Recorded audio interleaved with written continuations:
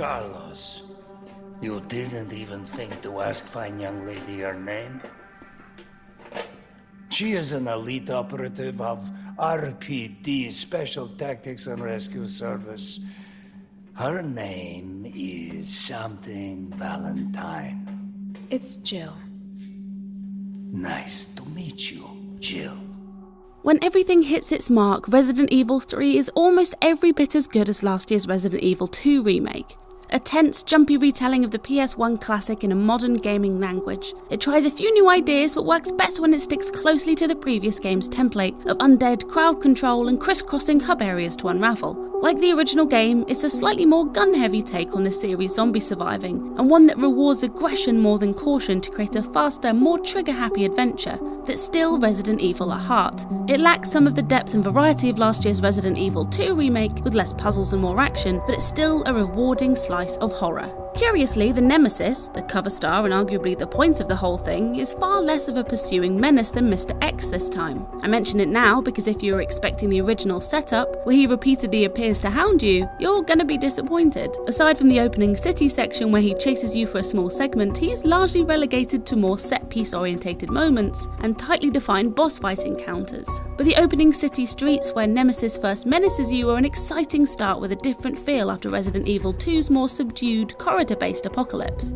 Wandering around outside during a zombie apocalypse in progress is a far more interesting location to digest as you scan the burning skyline or wonder what happened to leave all the piled up roadblocks and trashed cars. It's also the best mix of old and new ideas here, mainly the new dodge move and the increase in enemies. The more open areas really capitalise on the main character Jill's ability to sidestep zombies to manage threats. In later, more corridory areas, dodging can be a bit hit and miss with less space to move in. This city street section is the only place where the Nemesis really appears as you might expect. A constant, lumbering, trench-coated danger. Once he arrives, you are constantly on the run, or at least trying to be, as he leaps in front of you or lashes out with long-range tentacles. When you first encounter the creature, there are plenty of grenades and explosive barrels to knock him down for the minute or two's respite you need to tick off your apocalypse to-do list. However, what is surprising is that after this opening encounter, the Nemesis never really appears in this way again, and instead, the focus shifts to more compartmentalised, structured encounters.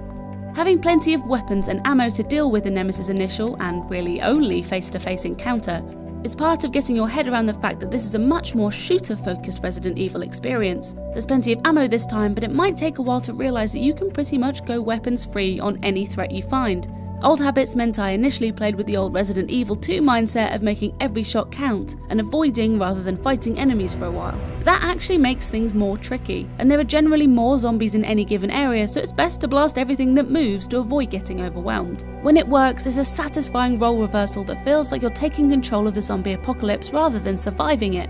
That said, it mainly clicks in the large areas where you have more room to aim, reposition and manage threat spacing. With less space, you can easily end up firing wildly from a corner or wall you're inadvertently backed into.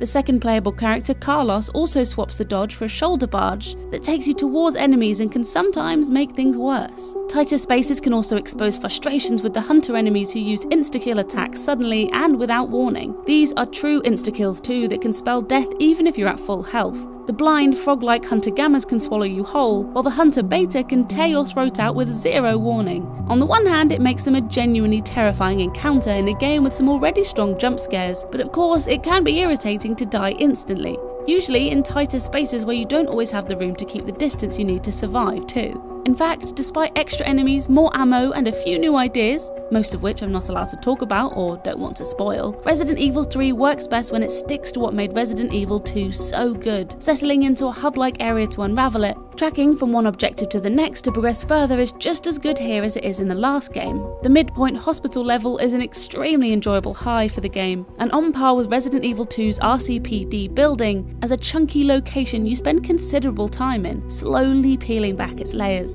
Character-wise, however, this actually edges out Resident Evil 2 a touch. I liked both Jill and Carlos a lot more than Leon and Claire, while the villain Nikolai is a gloriously sneery heel. Overall, the writing more lovingly embraces a cheesy action movie feel that works beautifully against the zombie monster setting. Leaving the story briefly, there's also a multiplayer option this time. Resident Evil Resistance is obviously a new angle and it's a perfectly functional experience that's pretty good fun. I say that having played in lobbies with people I actually know. Its escape room premise, 4 players battle zombies to locate keys and survive with a 5th bad guy player summoning monsters and traps, works well with communication. I'm yet to spend much time with online randoms, but as talking and working together is so key to winning as a team, it all depends on who you're playing with. The single player, however, is decent enough that the multiplayer is just a bonus. That said, the main campaign does feel brief and light. I clocked a 9-hour completion time and that included plenty of backtracking to find a few upgrades and extras scattered around. It lacks the breadth of the last remake, but with the focus more on action it suits a faster pace and the balance still creates satisfying, albeit lighter, reimagining for the series. We give it 4 stars.